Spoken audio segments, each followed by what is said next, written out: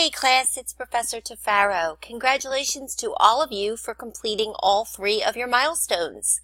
This week you're going to be receiving an email and you'll see an announcement called the Recommended Changes document.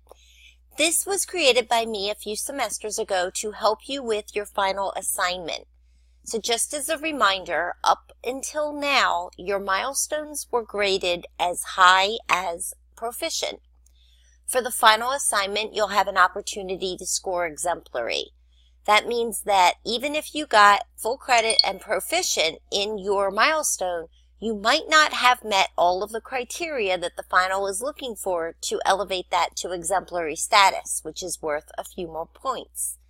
So what I suggest you do is use this document you'll be receiving to write down any of the areas where my feedback suggested you needed additional material and mark that off so that you can make the changes. Then take a look at the rubric for the final assignment in Unit 8 and make sure that the criteria you currently have matches everything that the exemplary column is looking for. This is how you'll gain the most points. If anyone has any questions, please let me know. And good luck on your final.